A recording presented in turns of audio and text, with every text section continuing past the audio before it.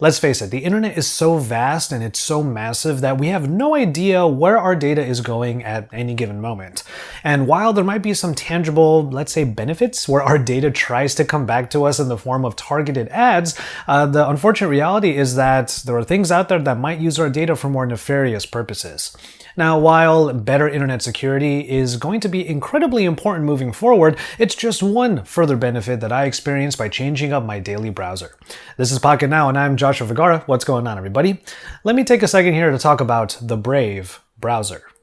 Like many of you out there, I'm a Chrome addict. You might call me a Google addict, actually, because like many of you, my accounts and services are on an Android phone. And through pure necessity, I need to use the Chrome browser to sync all of my data across my devices. It is also a matter of convenience. When setting up a new computer, logging into my Google account just means that my bookmarks, history, favorites, and extensions are all automatically installed without me having to do much work. But also, like many of you out there, I have the same complaints when it comes to Chrome. While it might be a pretty speedy experience and so much of the internet has adopted Chrome as its main browser and supports this browser, it is also an incredible resource hog. There are times when I'm multitasking, perhaps to a degree that is kind of unnatural for most users, where I'm actually playing a game on one screen and then I have a YouTube video playing on the other, or I might just pop back and forth between that and productivity workflows. With all of the different tabs that I might have open in Chrome, sometimes I might actually experience a slight stutter here or there, or worse, the Chrome browser might actually just lock up because it has run out of resources that it can actually use. Now, while I have tried to change up my browser in the past, I always run into at least one part of the internet that demands integration with Chrome. Enter the Brave browser. And after using it for the past week, I'm installing it on my daily drivers and making it my default everywhere. You might notice that it looks kind of familiar, and that is no accident. After all, this browser is one of many based on Chromium, the open source browser project based on Chrome. So, Brave has the skeleton of Chrome, but a new set of armor complete with shields to protect users from the seedier whims of the internet.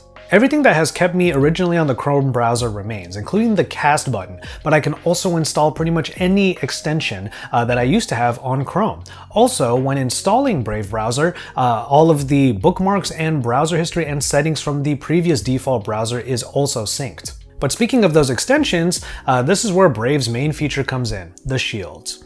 In Chrome, installation of ad blockers and security measures was a separate affair, but Brave has it all built in.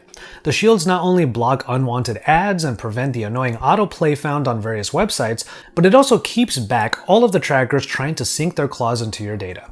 It wasn't until I used the Brave browser on the daily for like the last week that I realized how many attempts were being made on my data on the daily. I've been able to surf the web the same as I always have, and according to the browser, it still blocked tens of thousands of ads and hundreds of trackers. Apropos of me to have my little avatar in the corner be a ninja. What's funny is all of that, important as it is, turned out to be secondary to my main reason why I moved to Brave, and that would be its minimal footprint. And even after putting in my most used extensions, I was still able to keep the resource load to a minimum because ad blocking is already an integral part of the Brave browser. It's not an extra. And the result has been a browsing experience that doesn't bog down my system the way that Chrome has in the past. For a lot of people, and a lot of you watching, this might be one reason already to give this a try. And the Brave browser is actually cross-platform. You can install it on iOS and Android devices, and I'm certainly going to make it a permanent part of my new device setup. Now, I gave this one a little bit of thought because while browsers are a thing in the Google Play Store, for example, it's not as if we use it as much as we do on desktops. However, there are times when you're in one of the many applications you'll have installed on your phones that it wants to open up a browser, and it's during that little handoff between the app and the browser that I want to make sure those shields are definitely up. Device sync is currently bookmarks only, but that will change as the Brave browser grows out of its beta stages and adds more features moving forward. One of those features is an expansion of the BAT or BAT token system, where a blockchain currency layer awards users and websites for allowing certified safe ads. Now, if you want to check it out for yourself, you can go into the links down below and try out a browser for yourself that treats you less like a product and lets you surf the internet faster than the speed of Chrome with less of the resource cost. But in any case, let's go ahead and just call it on this one. Thank you so much for watching, and you can get into the comment sections down below. Let us know what browser you're currently using, and if you choose to try out the Brave browser, let us know what your experience has been as well. Don't forget to subscribe to Pocket Now if you haven't already. Drop some likes on these videos. Like I said, get into the comments and look forward to our next video.